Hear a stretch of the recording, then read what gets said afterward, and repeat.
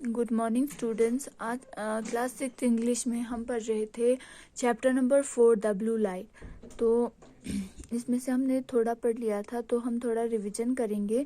जो the speaker in the story, speaker जो है स्टोरी, इस स्टोरी में जो स्पीकर है वो एक राइटर थे। उन्होंने एक घर किराए पे लिया था केरला से बहुत ही दूर, जो है आउटस्कर्ट मीन बहुत दूर, वहाँ पे एक घर किराए पे लिया था।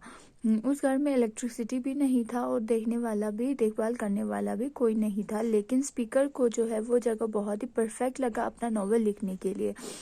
जब वो उस घर में शिफ्ट हुआ तो आस पड़ोस के लोगों ने कहा उसे कि वहाँ पे एक बहुत ही डरावना सा एक गोस्ट रहता है जिसका नाम भार्गवी है। लेकिन स्पीकर ने उनकी बातों को सीरियसली नहीं लिया और वो भार्गवी के बारे में भूल जाता है।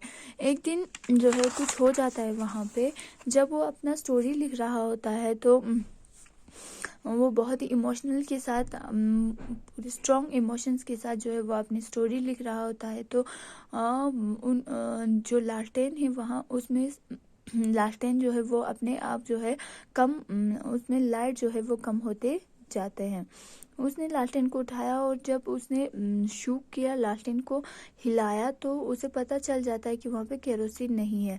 तो उसने फिर भी वो लिखना स्टॉप नहीं करता है, वो लिखते रहता है अपना जो है नॉवेल।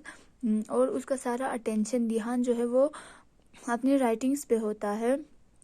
तो आई कंटिन्यू राइटिंग, और वो लिखते रहते हैं। और उसी दौरान जो है वो लैम्प का लाइट जो है वो डिमर कम होते जाते हैं और फाइनली वो लाइट पूरी तरह से बुझ जाता है। तो यहीं तक हमने पढ़ा था। आज हम पढ़ेंगे पेज नंबर 38 पैराग्राफ नंबर 3 से। Now I needed some kerosene. I remember that I could go to the bank and get सम।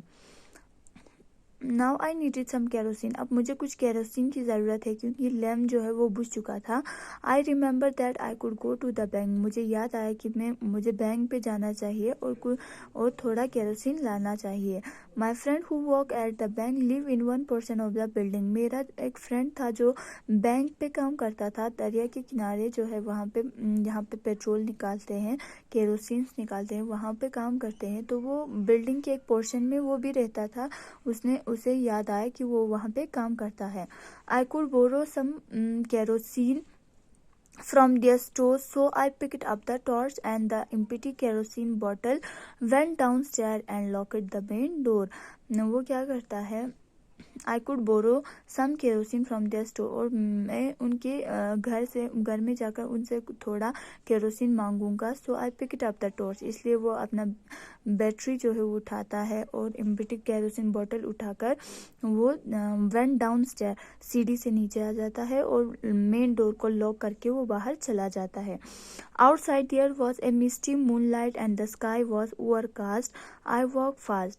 बाहर जो है मूनलाइट, थोड़ा थोड़ा मूनलाइट था, एंड जो द स्काई वॉज ओवरकास्ट। जो स्काई जो है, स्काई में ग्रे कलर के, ओवरकास्ट मीन वहाँ पे क्लाउड्स आ जाते हैं, बादल, थोड़े थोड़े बादल आए हुए होते हैं। आई वॉक फॉस्ट, में जल्दी जल्दी चल रहा था। When I reach the front of the bank building, जब मैं बैंक बिल्डिंग के पास पहुंचा, I called out to my friend, मैंने अपने दोस्त को बुलाया। Soon one of them came down and open a side gate, और वहाँ से उनमें से एक नीचे आया और दरवाज़ा उन्होंने खोला। We then walked along the side of the building, और हम बिल्डिंग के साइड से ऊपर चले गए। क्लाइम अप द स्टेयर, सीढ़ी से ऊपर चढ़ के हम ऊपर चले गए बिल्डिंग में।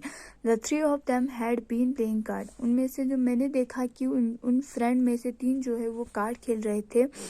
When I told them I need some kerosene, जब मैंने उन्हें कहा कि मुझे थोड़ा केरोसिन चाहिए, one of them laughed and said, उनमें से एक हंसता है और उसे पूछता है कि couldn't you have asked Bhargavi to fetch you some kerosene? क्या तुमने भार्गवी से नहीं कहा कि तुम्हारे लिए थोड़ा केरोसिन लाए?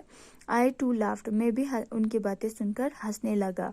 But I didn't say anything, लेकिन मैंने कुछ भी नहीं कहा। While one of them was pouring out some kerosene from their stove, it started to rain. जब मैं उनमें से एक जो है वो अपने स्टोव से जो है वो केरोसिन उसकी बोतल में डाल रहा था, तो बाहर जो है इट स्टार्ट रेनिंग, बाहर बारिश आना शुरू हुआ। तो यहीं तक हम रखेंगे। तो आज आप लोग होमवर्क के लिए करेंगे, अपने बुक्स पे लिखेंगे, जो यहाँ पे जो है वर्ड मीनिंग है वो सब लिखेंगे। आउटस्कर्ट मीन जो है the outer part of a town और सिटी, सिटी के जो सिटी से बाहर दूर में जो दूर सिटी से दूर थोड़ा दूर जो जगह होते हैं उसे कहते हैं outskirt. A highly emotional piece, a piece of writing which is full of strong feelings. Highly emotional piece means वो piece writing का जहाँ पे हम अपने फीलिंग्स जो है फीलिंग्स स्ट्रॉन्ग फीलिंग्स के साथ लिख रहा हो तो उस पीस को कहते हैं highly emotional piece. Feverishly means excitedly, बहुत ही खुशी के साथ और विथ लॉट ऑफ एनर्जी के साथ वो लिख रहा था, उसी को कहते हैं feverishly. Kerosene means an oil that is extracted from petroleum. Kerosene petrol से जब जो बचता है ऑयल एक्सट्रैक्ट करते हैं पेट्रोल से, उसको कहते हैं kerosene. Overcast cover the grey cloud. Overcast mean जब आसमान में ग्रे कलर के जो क्लाउड्स आ जाते हैं, बादल आ जाते हैं, तो उसे कहते हैं ओवरकास्ट। तो ये सब आप अपने नोटबुक पे अच्छी तरह से वर्ड मीनिंग लिखेंगे।